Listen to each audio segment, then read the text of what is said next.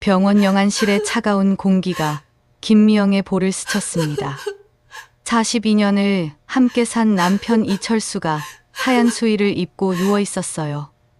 교통사고였습니다. 트럭과 정면 충돌해서 즉사했다고 했죠. 여보, 어떻게 이럴 수가 있어요? 미영은 남편의 차가운 손을 잡고 오열했습니다. 의사는 조용히 사망진단서를 건네주었어요. 이철수, 향년 67세. 공식적으로 세상을 떠난 거였죠. 3일 후 장례식장. 조화가 가득한 빈소에서 미영은 문상객들을 맞이했습니다. 고인의 명복을 빕니다. 이제 혼자 어떻게 사세요? 사람들의 위로가 귓가를 맴돌았지만 머릿속은 하얗기만 했어요. 화장을 마치고 유골함을 받아든 순간 미영은 정말 모든 게 끝났다고 생각했습니다. 하지만 그로부터 석 달 후 미영에게 믿기 힘든 전화가 걸려왔어요. 댁 남편분 맞죠? 어제 시장에서 봤는데 동네 아주머니의 떨리는 목소리였습니다. 박성민이라는 이름으로 다른 여자랑 같이 있더라고요. 완전히 똑같이 생겼어요. 미영의 손에서 전화기가 떨어질 뻔했습니다. 죽은 남편이 다른 이름으로 살아있다니. 이게 대체 무슨 일일까요? 사연 시작하기 전에 무료로 할 수 있는 구독과 좋아요 부탁드립니다. 여러분의 클릭이 다음 이야기를 이어가는 큰 힘이 됩니다. 새벽 5시 30분. 미영의 눈이 저절로 떠졌습니다. 42년 동안 함께 일어나던 시간이었어요. 옆자리는 이미 석 달째 비어 있었지만 몸은 여전히 기억하고 있었죠. 부엌으로 나온 미영은 습관적으로 밥을 2공기 분량으로 안쳤다가 다시 덜어냈습니다. 이런 실수가 하루에도 몇 번씩 반복됐어요. 혼자서는 다 먹지도 못할 양인데 자꾸만 많이 만들게 되었습니다. 할머니, 할아버지 언제 와요? 손녀 지연이가 물었습니다. 딸이 맞벌이를 하느라 아이를 맡겨둔 거였어요. 미영은 아이의 머리를 쓰다듬으며 애매하게 웃었습니다. 할아버지는 하늘나라에 계신단다. 언제 돌아와요? 아이의 순진한 질문에 가슴이 먹먹해졌어요. 어떻게 설명해야 할지 몰랐습니다. 그 뒤로 마트에 장을 보러 나갔는데 남편의 빈자리를 또 느꼈죠. 예전엔 남편이 무거운 것들을 들어줬는데 이제는 작은 포장을 사야 했어요. 계산할 때 직원이 물었습니다. 어르신, 오늘은 혼자 오셨네요. 그 말을 듣자 순간 미영의 눈가가 촉촉해졌어요. 집으로 돌아온 미영은 거실 벽에 걸린 남편의 영정사진을 바라봤습니다. 환하게 웃고 있는 모습이 생생했죠. 여보, 오늘도 잘 지내고 있어요. 매일 저녁 이렇게 혼잣말을 하는 게 일상이 되었습니다. 저녁에 딸이 아이를 데리러 왔습니다. 엄마, 혼자 계시지 말고 경로당이라도 나가세요. 딸의 걱정 어린 목소리였지만 미영은 고개를 저었어요. 다른 사람들을 만나기가 부담스러웠습니다. 남편 이야기가 나올까봐 두려웠죠. 밤에 안방 서랍을 정리하다가 남편의 물건들을 발견했습니다. 낡은 지갑, 읽다만 신문, 젊은 시절 같이 찍은 사진들까지. 하나하나가 추억이었어요. 지갑 속 가족 사진을 보니 눈물이 났습니다. 그때 우편함에서 가져온 우편물을 정리하던 미영의 손이 멈췄습니다. 남편 앞으로 온 보험회사 안내문이었어요. 분명히 모든 계약을 해지했는데 왜 아직도 우편물이 올까요? 이상하네. 미영은 고개를 갸우뚱했지만 그냥 버렸습니다. 회사에 실수련이 했죠. 다음 날 아침 또 다른 우편물이 도착했습니다. 이번엔 은행에서 온 신용카드 이용 내역서였어요. 미영은 당황했습니다. 분명히 모든 카드를 정리했는데 어떻게 이용 내역이 나올 수 있을까요? 내역을 보니 남편이 생전에 자주 가던 곳들이었습니다. 하지만 사용 날짜는 사망 이후였어요. 미영은 황급히 은행에 전화를 걸었습니다. 은행 직원은 해당 카드가 아직 정상적으로 사용되고 있다고 했어요. 남편이 사망했다고 얘기하자 직원은 당황했습니다. 하지만 시스템상으로는 최근까지도 계속 사용 내역이 있다는 거였어요. 미영은 어리둥절했습니다. 죽은 사람의 카드가 어떻게 사용될 수 있을까요?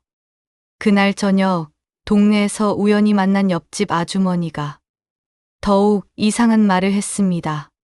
어제 시장에서 남편과 똑같이 생긴 사람을 봤다는 거였어요.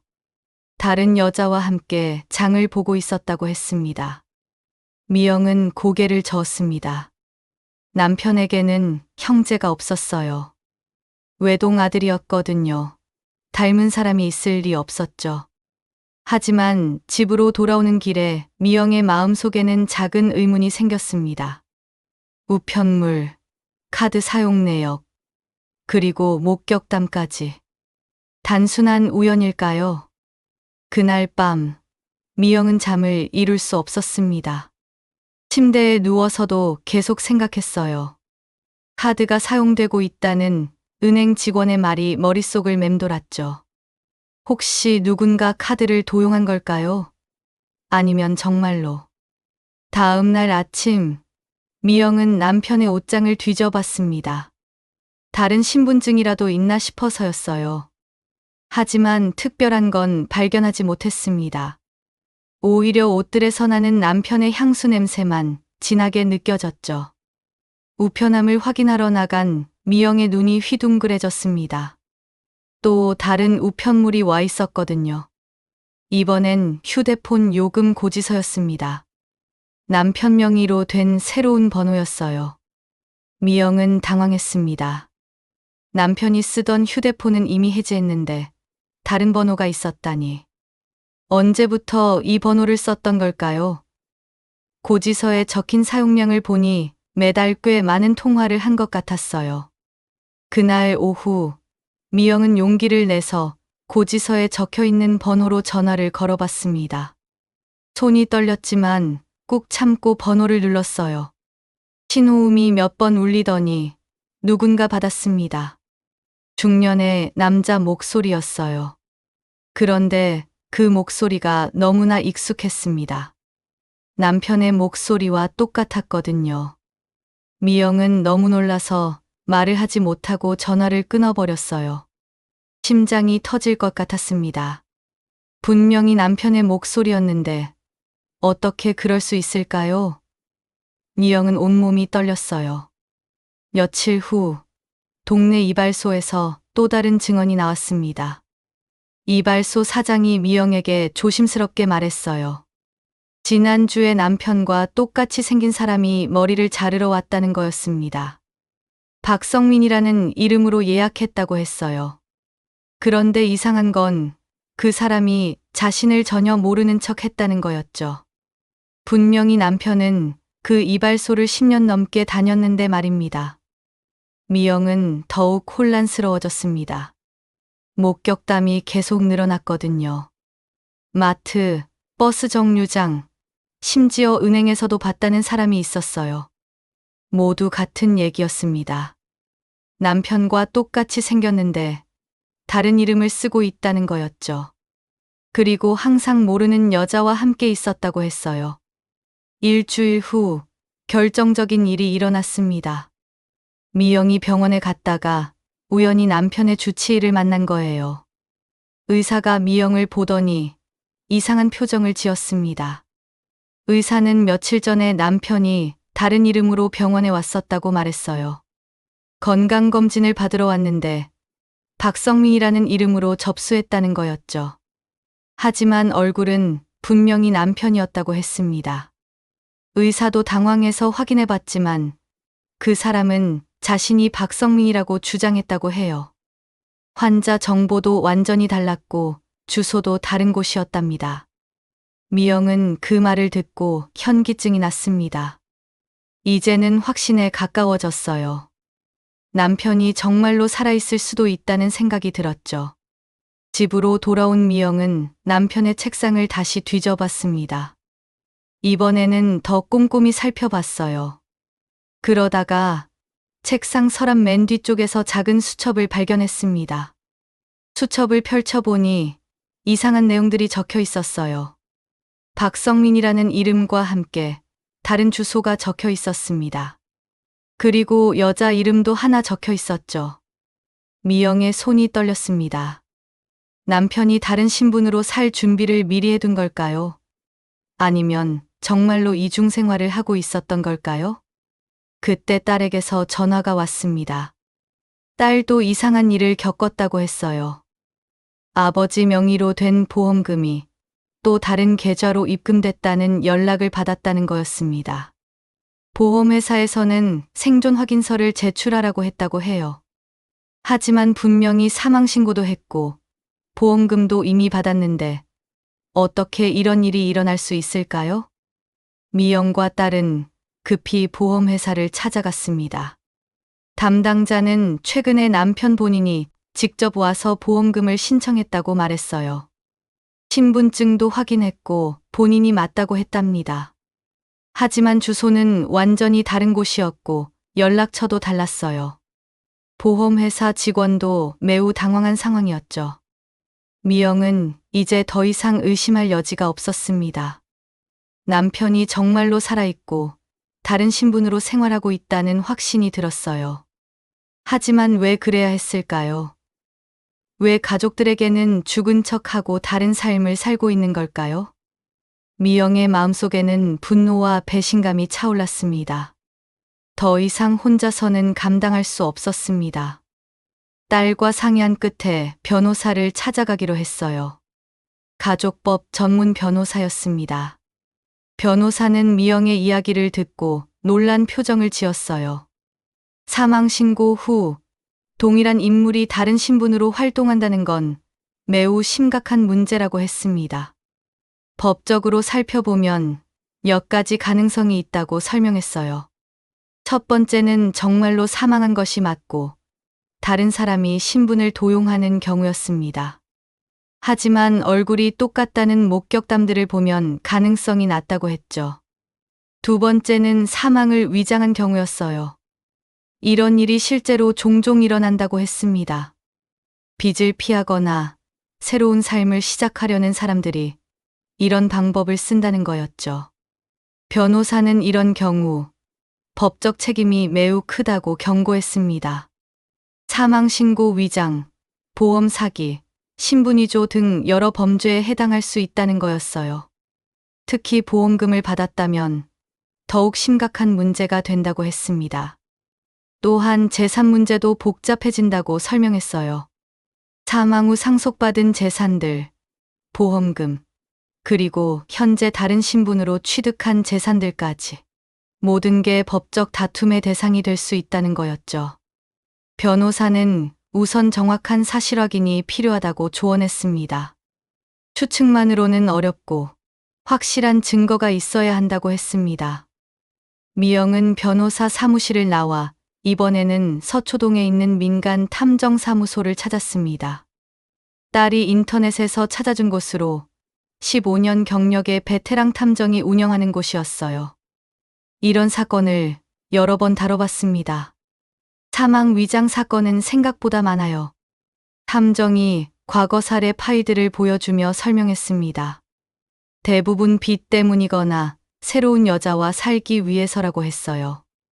보통 6개월에서 1년 전부터 미리 준비를 하며 다른 신분증을 만들어두고 새로운 거주지도 알아봐 놓는다고. 탐정은 교통사고의 경우 시신 훼손이 심해서 확인이 어려운 점을 악용한다고 설명했어요. 병원에서 DNA 검사를 요구하지 않는 이상 구별하기 힘들거든요. 조사 계획도 구체적이었습니다. 우선 박성민이라는 이름으로 살고 있는 사람을 직접 추적해야 한다고 했어요. 주소지 확인, 직업, 동거인, 일상 패턴까지 모든 걸 파악하겠다고 말했고, 탐정은 조사 기간을 2주로 잡았습니다. 사진 촬영, GPS 추적, 주변 인물 조사를 통해 확실한 증거를 잡겠다고 했고, 마지막으로 탐정이 경고했어요. 어머님, 이런 조사에서는 예상치 못한 진실들이 나올 수 있어요. 20년간 이중 생활을 해온 경우도 봤거든요. 어떤 증거가 나와도 마음 단단히 먹으셔야 합니다. 집으로 돌아온 미영은 딸과 함께 앞으로의 계획을 세웠습니다. 우선 탐정의 조사 결과를 기다리기로 했어요. 그리고 필요하면 법적 조치도 취하기로 했습니다. 딸은 어머니를 걱정했지만 미영은 이제 진실을 알고 싶었어요. 42년간의 결혼 생활이 거짓이었는지 확인하고 싶었습니다. 설령 상처받더라도 진실을 마주할 각오가 되어 있었죠. 3일 후 탐정에게서 첫 번째 연락이 왔습니다. 박성민이라는 이름으로 살고 있는 사람을 찾았다는 거였어요. 미영은 심장이 두근거렸습니다. 어머님, 일산 신도시 아파트 단지에서 발견했습니다. 탐정의 목소리가 흥분되어 있었어요. 매일 오전 7시 30분에 집에서 나와서 지하철역으로 향한다고 했습니다. 그리고 저녁 6시경에 돌아온다고 했죠. 더 놀라운 건 함께 살고 있는 여자가 있다는 거였어요. 40대 중반으로 보이는 여성이었습니다. 두 사람은 완전히 부부처럼 행동했다고 탐정이 말했어요. 탐정은 며칠간 더 관찰하겠다고 했습니다. 확실한 증거 사진을 찍어야 한다는 거였죠. 일주일 후 탐정이 직접 찾아왔습니다. 손에는 두꺼운 파일을 들고 있었어요. 미영은 떨리는 마음으로 그 파일을 받아들었습니다. 첫 번째 사진을 보는 순간 미영은 숨이 막혔습니다. 분명히 남편이었어요. 같은 걸음걸이, 같은 어깨 각도, 심지어 입고 있던 점퍼도 집에 있던 것과 똑같았습니다. 이 사진은 월요일 오전 8시 15분에 찍은 겁니다. 탐정이 설명하며 다음 사진을 넘겼어요. 남편이 편의점에서 신문을 사는 모습이었습니다. 생전에 늘 하던 습관 그대로였죠. 세 번째 사진에서는 여자와 함께 있는 모습이 나왔습니다.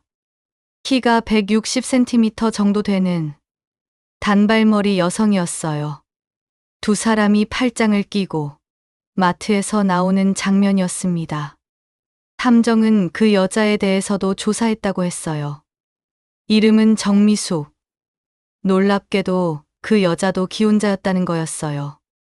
두 사람 다 가정을 버리고 새로운 삶을 시작한 것 같습니다.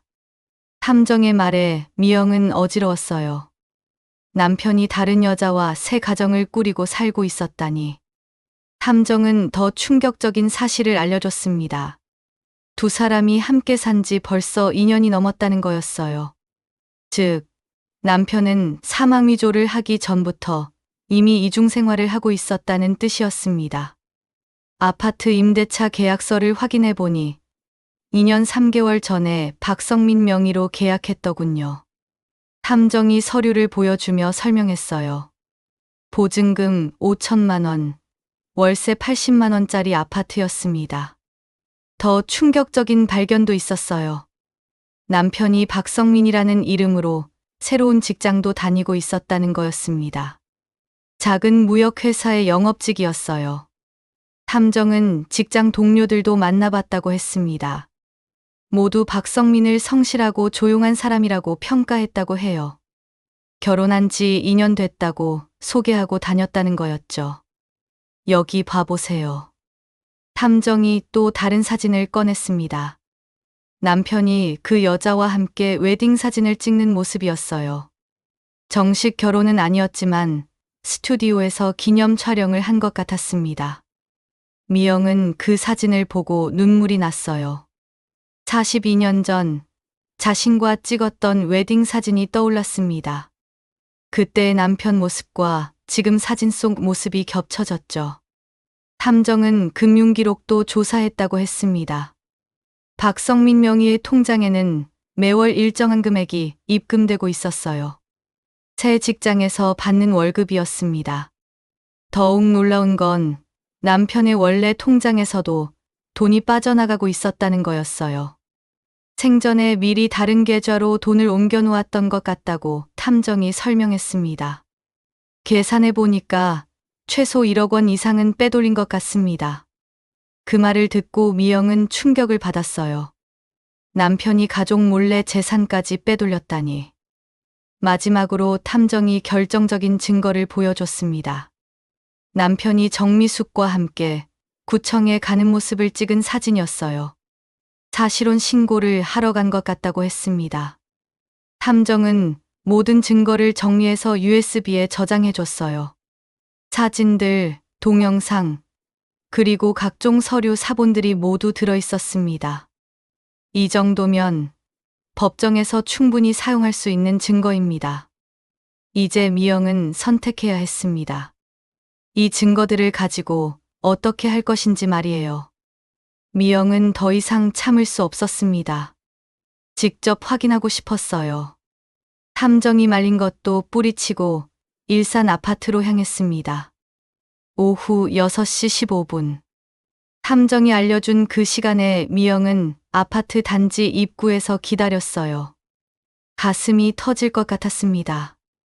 얼마 후 익숙한 뒷모습이 나타났습니다. 남편이었어요. 42년을 함께 산 그 사람 맞았습니다. 옆에는 처음 보는 여자가 팔짱을 끼고 있었죠. 미영은 몸이 굳어버렸습니다. 증거 사진으로 봤을 때와는 다른 충격이었어요. 실제로 눈으로 보니 현실감이 확연했습니다. 그날 밤 미영은 탐정에게 모든 진실을 더 자세하게 알고 싶다고 했습니다. 남편이 언제부터 이런 생활을 했는지, 얼마나 오래 속였는지 모든 걸 파헤쳐 달라고 했어요. 며칠 후 가져온 조사 결과는 상상을 초월했습니다. 미영의 다리에서 힘이 빠졌어요. 어머님, 앉으세요. 충격적인 내용이 많습니다. 탐정이 조심스럽게 말을 꺼냈어요. 남편의 이중 생활은 2년 정도가 아니었습니다. 무려 20년 전부터 시작됐다는 거였어요. 20년 전 남편이 사업 때문에 지방 출장을 자주 다닌다고 했던 기억이 났습니다. 한 달에 절반은 집을 비웠었죠. 미영은 그때를 떠올리며 소름이 돋았어요. 대전에 또 다른 가정이 있었습니다. 탐정의 말에 미영은 현기증이 났어요. 더 충격적인 건 그 여자와 남편 사이에 자녀도 있다는 거였어요. 19살 된 아들이 있었습니다. 미영이 모르는 사이에 남편에게는 또 다른 아들이 있었던 거죠. 20년간 두 가정을 오가며 살았습니다. 서울에서는 이철수, 대전에서는 박성민으로요. 탐정이 보여준 자료들은 충격의 연속이었어요. 대전 집 전세 계약서, 그 여자와 찍은 가족 사진들, 심지어 아이 학교 운동회에 참석한 사진까지 있었습니다. 미영은 눈물이 쏟아졌어요. 자신이 남편을 기다리며 혼자 저녁을 먹고 있을 때 남편은 대전에서 다른 가족과 함께 저녁 식사를 하고 있었던 거였죠. 탐정은 더 자세한 내용을 설명했습니다. 남편이 대전에서는 건설업체 사장으로 행세했다고 해요. 사업가 행세를 하며 그 여자 가족들에게도 인정받고 살았던 거였습니다. 알아보니 나이는 46세. 20년 전에 남편분을 만났을 때는 22살이었네요. 미영의 가슴이 찢어질 것 같았어요. 남편이 바람 피운 것도 모자라 20년간 이중 생활을 했다니. 더욱 놀라운 건 재산 분배였습니다. 남편이 번 돈의 절반을 대전 가정에 투자했다는 거였어요. 대전에 아파트도 사주고 아이 교육비도 대주고 있었습니다. 계산해보니 20년간 약 5억 원 정도를 대전 가정에 투자한 것 같습니다. 탐정의 말에 미영은 어지러웠어요. 자신은 알뜰하게 살림을 꾸려가며 남편의 뒷바라지를 했는데 그 돈이 다른 가정으로 흘러갔다니. 탐정은 사망 위장의 이유도 밝혀냈다고 했습니다. 남편이 나이가 들면서 두 가정을 유지하는 게 힘들어졌다는 거였어요. 그래서 한쪽 가정을 정리하려고 했던 거였죠. 대전 가정을 선택한 것 같습니다. 아들도 있고 여자도 더 젊으니까요. 미영은 그 말을 듣고 분노가 치밀었어요. 42년을 함께 살았는데 결국 버림받은 거였습니다. 탐정이 마지막으로 보여준 건 남편의 일기장이었어요. 대전 집에서 몰래 가져온 거라고 했습니다. 일기장에는 남편의 솔직한 심정이 적혀 있었어요. 서울 집은 이제 짐이 되었다. 미영이도 늙어서 예전 같지 않다. 대전에서 새 출발하고 싶다. 미영은 그 글을 보고 온몸이 떨렸습니다. 그동안의 결혼 생활이 남편에게는 그저 짐이었다니. 자신이 늙었다고 버린 거였습니다. 딸도 그 내용을 보고 매우 분노했어요. 아버지라고 부르며 살았는데 이런 대신을 당할 줄 몰랐다고 했습니다. 엄마, 절대 이대로 넘어가면 안 돼요. 법적으로 끝까지 싸워야 해요. 미영도 각오를 다졌습니다. 20년간의 거짓말과 배신을 그냥 넘어갈 수는 없었어요. 남편이 저지른 일에 대해 반드시 대가를 치르게 해야 했습니다. 다음 날 바로 변호사 사무실로 향했습니다. 모든 증거 자료를 들고 갔어요. 탐정이 찍어온 사진들, 대전 가정의 자료들, 남편의 일기장까지 모든 걸 변호사 앞에 펼쳐놓았습니다. 변호사는 자료들을 보고 놀란 표정을 지었어요. 20년간의 이중 생활이라는 게 법적으로도 전례가 드문 사건이라고 했습니다. 어머님, 이 사건은 단순한 이혼이 아닙니다. 여러 소송을 동시에 진행해야 해요. 변호사가 설명하기 시작했습니다. 첫 번째는 혼인무효 소송이었어요. 남편이 처음부터 속이고 결혼했다면 혼인 자체가 무효라는 거였죠. 두 번째는 재산권 소송이었습니다. 남편이 그간 빼돌린 5억 원과 대전에 투자한 재산들을 모두 되찾아야 한다고 했어요. 법적으로 사망 진단 후에 모든 생활은 불법입니다. 박성민으로 취득한 재산들도 원래 배우자인 어머님께 돌아가야 해요. 세 번째는 상속권 회복 소송이었습니다. 남편이 가짜로 죽었으니 상속받은 재산들도 다시 정리해야 한다는 거였죠. 변호사는 보험 사기 고발도 함께 진행하겠다고 했습니다. 3천만 원의 보험금을 허위로 받았으니 이것도 명백한 범죄라고 설명했어요. 정미숙이라는 여자도 공범입니다. 20년간 남의 남편과 살면서 재산 형성에 기여했으니까요. 미영은 변호사의 설명을 들으며 복잡한 기분이었어요. 법적으로는 승산이 있어 보였지만 과정이 쉽지 않을 것 같았습니다. 2주 후 첫 번째 소장이 접수됐습니다. 혼인무효 및 재산분할 청구 소송이었어요. 남편과 정미숙을 상대로 한 소송이었습니다. 남편이 소장을 받았다는 연락이 왔을 때 미영은 긴장됐어요. 남편이 어떤 반응을 보일지 궁금했습니다. 며칠 후 남편 측 변호사에게서 연락이 왔어요. 합의를 원한다는 내용이었습니다. 법정 다툼보다는 조용히 해결하고 싶다는 거였죠. 하지만 미영은 거절했습니다. 반평생을 속고 살았는데 조용히 넘어갈 수는 없었어요. 법정에서 모든 진실을 밝히고 싶었습니다. 첫 번째 재판이 열렸습니다. 법정에는 많은 사람들이 몰려왔어요. 언론에서도 관심을 보였습니다. 20년 이중 생활이라는 게 화제가 됐거든요. 미영은 증인석에 섰습니다. 42년의 결혼 생활 동안 남편을 믿고 살았다고 증언했어요. 지방 출장이 많다고 해서 의심 한 번 해본 적이 없었다고 했죠. 매달 생활비도 적게 주면서 사업이 어렵다고 했어요. 그런데 그 돈으로 다른 가정을 꾸리고 있었다니 믿을 수 없습니다. 미영의 증언에 방청석에서 탄식 소리가 나왔어요. 탐정도 증인으로 나와서 조사 과정을 설명했습니다. 대전 가정의 존재, 19살 아들, 5억 원의 재산 투자까지 모든 내용을 상세히 증언했어요. 정미숙도 법정에 섰습니다. 젊은 시절 22살 때 남편을 만났다고 증언했어요. 남편이 이혼 소송 중이라고 거짓말했다고 했습니다. 처음에는 속은 거였어요. 하지만 나중에 진실을 알고도 계속 만났던 건 제 잘못입니다. 정미숙의 증언은 남편에게 불리했어요. 거짓말로 관계를 시작했다는 게 명확해졌거든요. 남편은 끝까지 변명했습니다. 사업 때문에 어쩔 수 없었다고, 두 가정 모두 사랑했다고 말했어요. 수십 년간 두 가정을 책임지려고 노력했다고 남편이 주장했습니다. 누구도 버리고 싶지 않았다고 말했어요. 하지만 판사는 차갑게 반응했습니다. 법적으로 중호는 범죄고 사기 행위라고 못 박았어요. 증거 제출 시간에는 탐정이 촬영한 사진들이 공개됐습니다.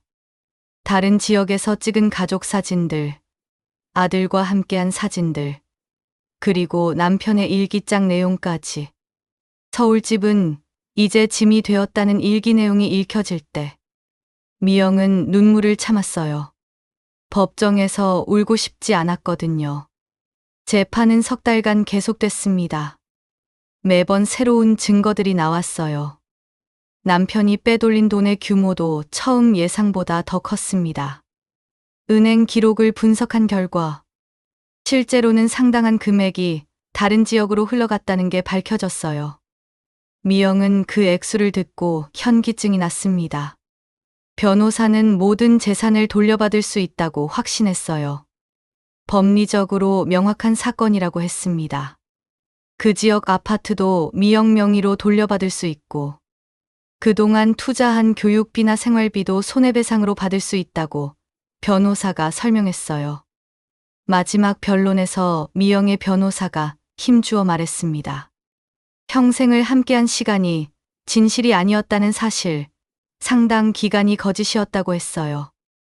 이는 단순한 불륜이 아니라 계획적이고 악질적인 사기 행위라고 강조했습니다. 그렇게 재판이 진행되는 동안 매주 변호사 사무실을 오가고 서류를 준비하느라 정신없는 나날이었어요. 하지만 손녀 지연이는 여전히 매일 맡겨졌습니다. 딸이 재판 때문에 바빠진 어머니를 걱정해서 아이를 다른 곳에 맡기려 했지만 미영이 말렸어요. 지연이가 할머니 마음을 달래주잖아. 아이의 순수한 웃음소리가 복잡한 마음을 정화시켜 주었습니다. 어느 날 지연이가 궁금한 듯 물었어요. 할머니, 할아버지는 언제 하늘나라에서 내려와? 미영은 잠시 말을 잃었습니다. 어떻게 설명해야 할까요? 할아버지가 사실은 살아있지만 다른 가족과 살고 있다고 말할 수는 없었어요.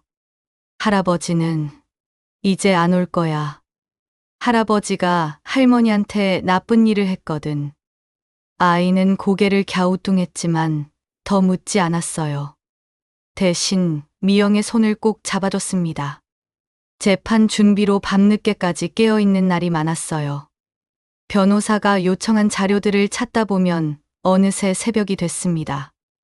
남편의 옛 통장을 뒤지고 영수증들을 정리하고 사진들을 시간순으로 나열하는 작업이 계속됐어요.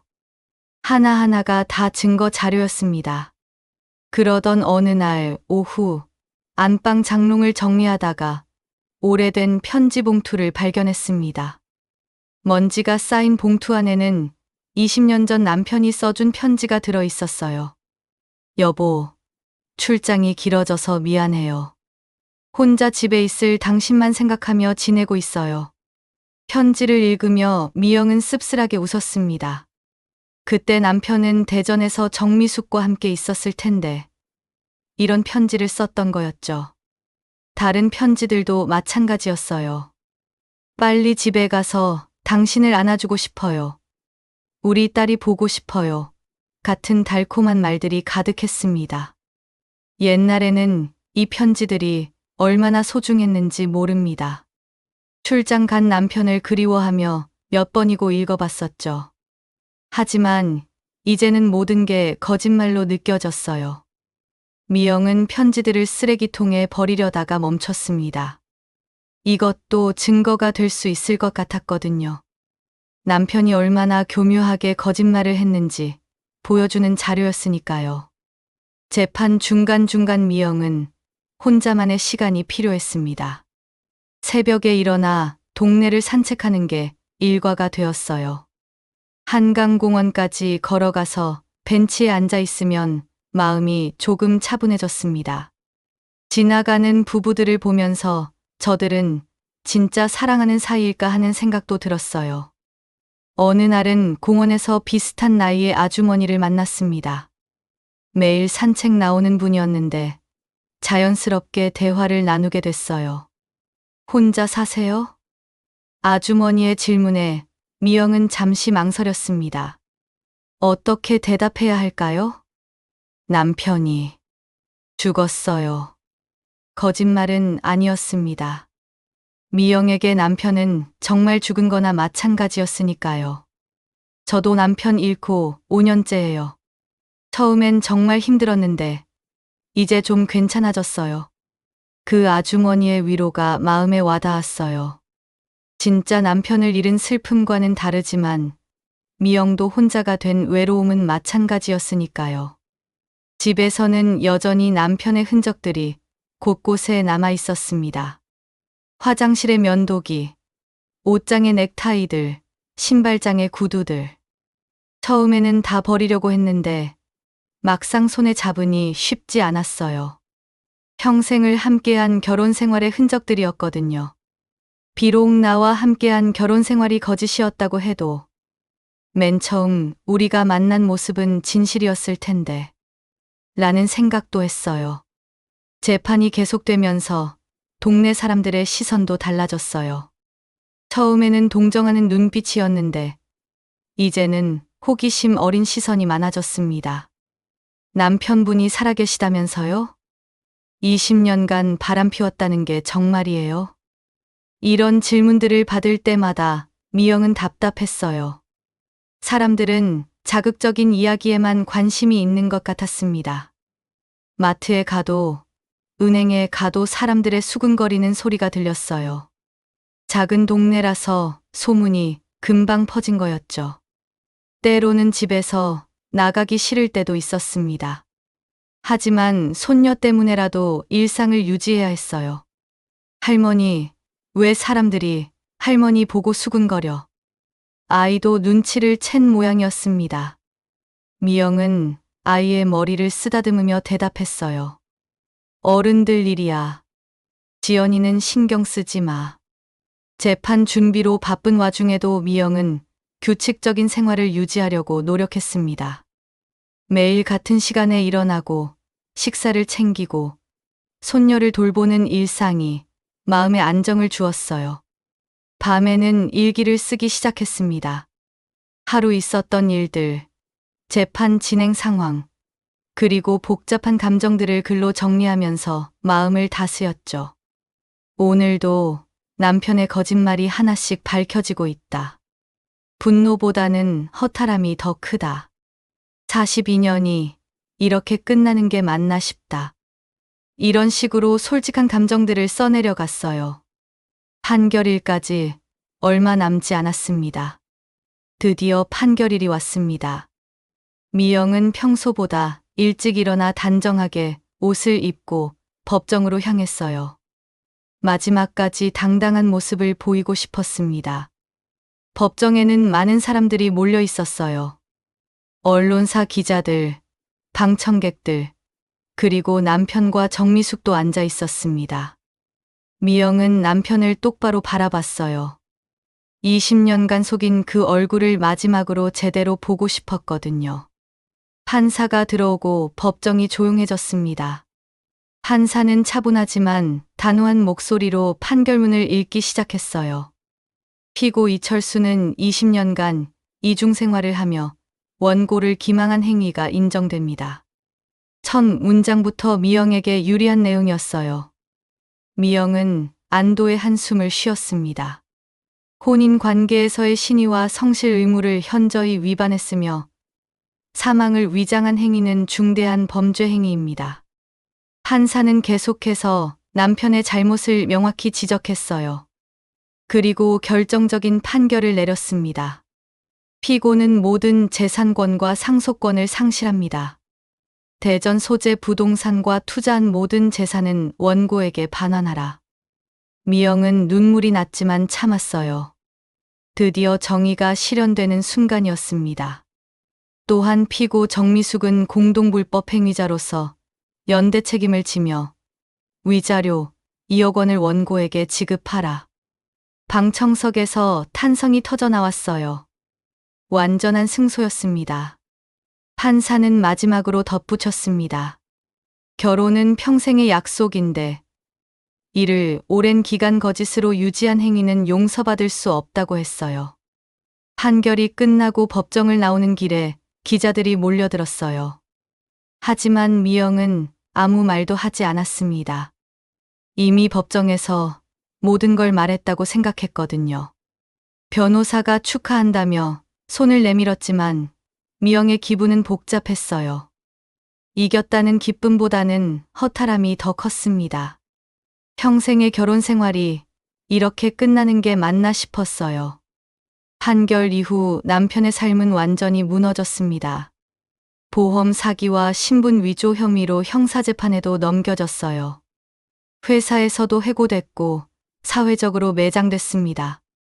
정미숙도 마찬가지였어요. 직장에서 쫓겨났고 성인 아들마저 아버지를 원망하며 집을 나갔다고 들었습니다. 오랜 세월 쌓아온 모든 것이 하루아침에 무너진 거였죠. 미영은 그 소식을 들으며 착잡했어요.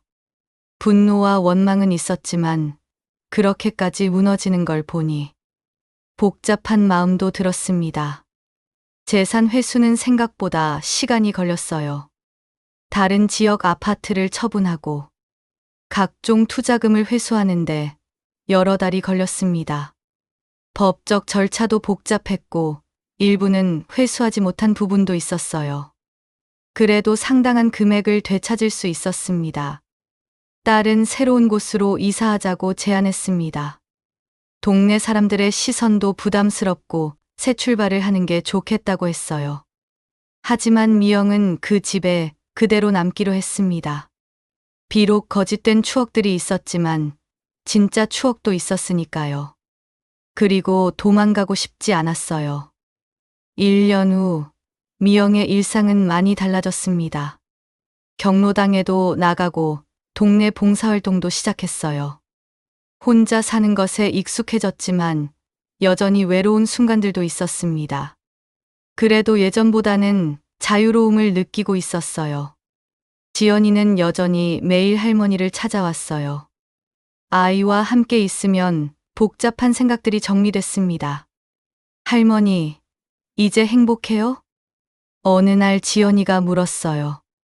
미영은 잠시 생각해봤습니다. 당연하지. 이제 거짓말하는 사람이 없으니까 더 편해. 정말 그런 것 같았어요. 더 이상 속지 않아도 되고 눈치 보지 않아도 되는 삶이 나쁘지 않았습니다. 가끔 옛날 생각이 날 때도 있었어요. 처음 몇십 년간은 진짜였을까 하는 의문도 들었죠. 하지만 이제는 과거에 얽매이지 않으려고 했습니다. 미영은 새로운 취미도 생겼어요. 독서 모임에 참여하고 요가도 배우기 시작했습니다. 나이가 들어서도 새로운 도전이 가능하다는 걸 깨달았죠. 어느 날 동네 산책을 하다가 예전에 만났던 아주머니를 다시 만났어요. 그분도 미영을 기억하고 있었습니다. 어머님, 많이 밝아지셨네요. 예전에는 많이 힘들어 보이셨는데. 그 말을 듣고 미영은 스스로를 돌아봤어요. 정말 많이 달라진 것 같았습니다. 저녁에 거실에 앉아 창밖을 바라보며 미영은 생각했어요. 인생에서 가장 중요한 건 진실이라는 걸 뒤늦게 깨달았습니다. 거짓된 행복보다는 솔직한 외로움이 낫다는 것도 알게 됐어요. 혼자지만 마음이 편했습니다. 미영은 일기장을 펼쳤습니다. 요즘은 감사한 일들을 적는 습관이 생겼어요. 하루를 돌아보며 있었던 일들과 오늘 지연이가 그림을 그려줬다는 내용. 정말 오랜만에 진심으로 웃었구나 싶었다는 내용을 적었습니다. 펜을 내려놓고 미영은 미소를 지었습니다. 인생에서 가장 힘든 시기였지만 동시에 가장 솔직한 시기이기도 했어요. 사람은 언제든 새로 시작할 수 있다는 걸 배웠습니다. 나이는 숫자일 뿐이고 중요한 건 마음가짐이라는 것도 깨달았어요. 창밖으로 보이는 별들이 반짝이고 있었습니다. 미영은 내일을 기대하며 잠자리에 들었어요. 거짓 없는 내일을 말이죠. 오늘 준비한 이야기는 여기까지입니다.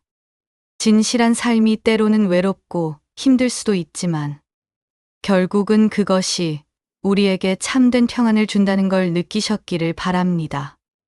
오늘도 건강한 하루 보내세요. 댓글로 여러분들의 생각을 남겨주세요. 지금까지 실버우체통이었습니다. 감사합니다.